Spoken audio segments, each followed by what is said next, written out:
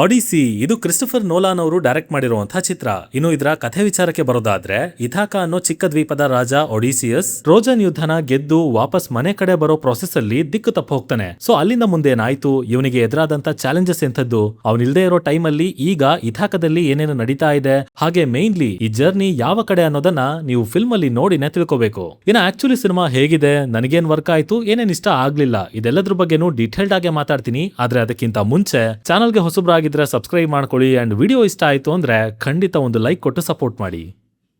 ಮೊದಲನೇದಾಗಿ ಇದರ ಪಾಸಿಟಿವ್ಸ್ ಕಡೆ ಬರೋದಾದ್ರೆ, ಅದು ಈ cinema as a bit of sequences ಒಂದಷ್ಟು ಕಡೆ ಚೆನ್ನಾಗಿ ವರ್ಕ್ ಆಯ್ತು ಅಂತ ಹೇಳ್ತೀನಿ. ಸ್ಪೆಷಲಿ ಆ ಗುಹೆ ಒಳಗೆ ಪೊಸೈಡನ್ ಮಗನ ಜೊತೆ ನಡೆಯೋ ಫೈಟ್ ಅಂಡ್ ಅಲ್ಲಿ ಅದನ್ನ ಟ್ಯಾಕಲ್ ಮಾಡೋದಕ್ಕೆ ಒಡಿಸಿಯಸ್ ಬಳಿ ಇದ್ದಂತ ಐಡಿಯಾ, ಅದರ ಎಕ್ಸಿಕ್ಯೂಷನ್, ಹಾಗೆ ಮಾಟಗಾತಿಯ ಮನೆ, ಸನ್ ಗಾಡ್ ಐಲ್ಯಾಂಡ್, ಲೈಕ್ ಈ ತರ ಹಲವು ಸನ್ನಿವೇಶಗಳು ಆಸ್ ಅನ್ ಇವೆಂಟ್ ಒಂದಾದ ಮೇಲೆ ಒಂದು ಬರ್ತಾ ಹೋಗತ್ವೆ ಅಂಡ್ ಅದೆಲ್ಲ ಜಸ್ಟ್ ಸಪರೇಟ್ ಎಪಿಸೋಡ್ ಗಳಾಗಿ ಇಷ್ಟ ಆಗತ್ತೆ.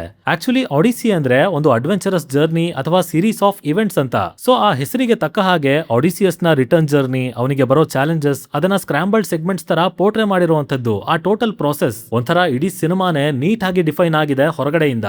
ಇನ್ನು ಒಡಿಸಿಯಸ್ ಆ ಪಾತ್ರನ ಒಪೆನ್ಹೈಮರ್ ಗೆ ಸ್ಪಿರಿಚುವಲ್ ಸೀಕ್ವಲ್ ಆಗಿ ತೋರ್ಸೋದಕ್ಕೆ ನೋಡಿದ್ದಾರೆ ಅಂಡ್ ಆಫ್ ಕೋರ್ಸ್ ನೋಲನ್ ಅವರ ಉದ್ದೇಶ ಕೂಡ ಅದೇ ಆಗಿತ್ತು.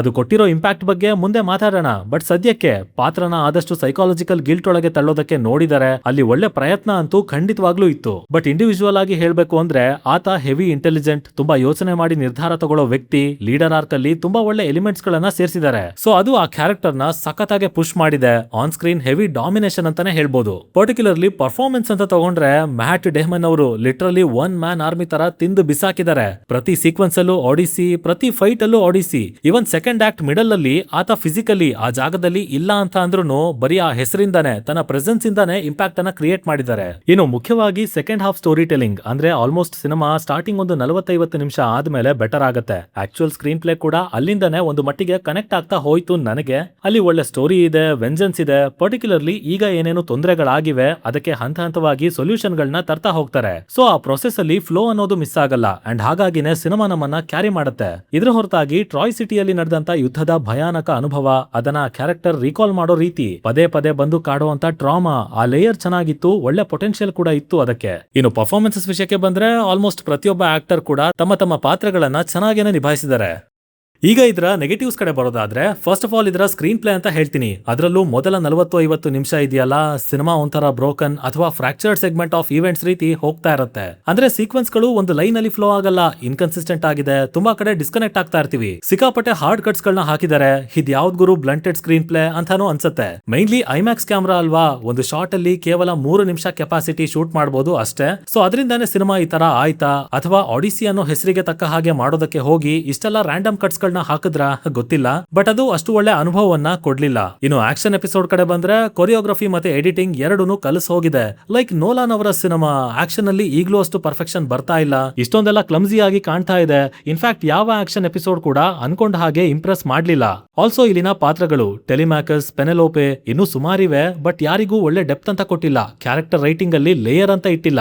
ಇನ್ಫ್ಯಾಕ್ಟ್ ಆ ಲೆಕ್ಕದಲ್ಲಿ ಬರ್ದಿರೋ ಪ್ರತಿಯೊಂದು ಸಂದರ್ಭನೂ ಸೂಪರ್ಫಿಷಿಯಲ್ ಆಗೇ ಇದೆ. ಅಂತದೇನು ಇಂಟ್ರೆಸ್ಟಿಂಗ್ ಆಗಿರೋ ಲೇಯರ್ ಗಳೇ ಇರ್ಲಿಲ್ಲ. ಇನ್ನು ಅತಿ ಮುಖ್ಯವಾಗಿ ಓಪನ್ಹೈಮರ್ ಗೆ ಸ್ಪಿರಿಚುವಲ್ ಸೀಕ್ವಲ್ ಅಂತ ತೋರಿಸಿದಾರಲ್ಲ, ಆ ಎಫರ್ಟ್ ಚೆನ್ನಾಗಿದೆ, ಇಲ್ಲ ಅಂತ ಹೇಳಲ್ಲ. ಆದ್ರೆ ಇಲ್ಲಿ ಒಡಿಸಿಯಸ್ ಯಾರು, ಅವನು ಹಿಂದೆ ಏನಾಗಿದ್ದ, ಯಾವ ತರದ ವ್ಯಕ್ತಿ, ಅದ್ರ ಬಗ್ಗೆ ಏನು ಹೇಳ್ದೇನೆ ಕೇವಲ ಯುದ್ಧದ ನಂತರ ಏನೇನಾಯ್ತು ಅದನ್ನ ನರೇಟ್ ಮಾಡ್ತಾ ಹೋಗಿದ್ದಾರೆ. ಸೊ ಅದರಿಂದ ಈ ಟ್ರಾಯ್ ಸಿಟಿ ಘಟನೆಗೂ ಆತನ ಪಶ್ಚಾತ್ತಾಪಕ್ಕೂ ನಮಗೂ ಯಾವುದೇ ತರ ಕನೆಕ್ಷನ್ ಫೀಲ್ ಆಗಲ್ಲ. ಇನ್ಫ್ಯಾಕ್ಟ್ ಓಪನ್ಹೈಮರ್ ಅಲ್ಲಿ establishment process and third act ಅಂತ ಏನೇನು ತರ್ತಾರೆ ಎಲ್ಲದೂ inter connected and heavy depth ಅಲ್ಲಿ ಬರ್ದು ಲೇಯರ್ಸ್ ಇಟ್ಟಿದ್ದಾರೆ. ಹಾಗೆ ಕೊನೆಗೆ ಅಲ್ಲಿ ಅವ್ರಿಗೊಂದು ರಿಯಲೈಸೇಷನ್ ಅಂತ ಆಗತ್ತೆ. ಬಟ್ ಇಲ್ಲಿ ಆ ರಿಯಲೈಸೇಷನ್ ಕಾಣಲ್ಲ. ಅವನಿಗಿರೋ ರಿಗ್ರೆಟ್ ಅದು ಕೂಡ ಸರಿಯಾಗಿ ಸ್ಟೇಜ್ ಆಗಿಲ್ಲ. ಆಲ್ಸೋ ಆ ಶೇಕಿ ಕ್ಯಾಮ್ರಾ ಮೋಷನ್ ಎಫೆಕ್ಟ್ ಏನ್ ಯೂಸ್ ಮಾಡಿದ್ದಾರೆ ಅದು ಪಾಸಿಟಿವ್ ಹೌದು, ನೆಗೆಟಿವ್ ಹೌದು. ಮ್ಯೂಸಿಕ್ ಬಗ್ಗೆ ಮಾತಾಡಬೇಕು ಅಂದ್ರೆ, ನಾರ್ಮಲ್ ಆಗಿ ನೋಲನ್ ಅವರ ಸಿನಿಮಾಗಳಲ್ಲಿ ಬ್ಯಾಕ್ ಗ್ರೌಂಡ್ ಸ್ಕೋರ್ ಒಂದು ಕ್ಯಾರೆಕ್ಟರ್ ತರ ಬಿಹೇವ್ ಮಾಡ್ತಾ ಇರುತ್ತೆ. ಅಂದ್ರೆ it literally drives the cinema. ಆದ್ರೆ ಒಡಿಸಿನಲ್ಲಿ ಮ್ಯೂಸಿಕ್ ಕಂಪ್ಲೀಟ್ಲಿ ನೋಟಿಸೇ ಆಗಲ್ಲ. ಅಂದ್ರೆ ಅದು ಒಂದ್ ಕಡೆ ಚೆನ್ನಾಗಿದೆ ಅಂತಾನೂ ಅಲ್ಲ, ಈ ಕಡೆ ಚೆನ್ನಾಗಿಲ್ಲ ಅಂತಾನೂ ಅಲ್ಲ. ಸೊ ಅದೊಂಥರ ಲೆಟ್ ಡೌನ್ ಆಗಿದೆ ಸಿನಿಮಾದಲ್ಲಿ. ದೊಡ್ಡ ಹೊಡ್ತಾನೆ.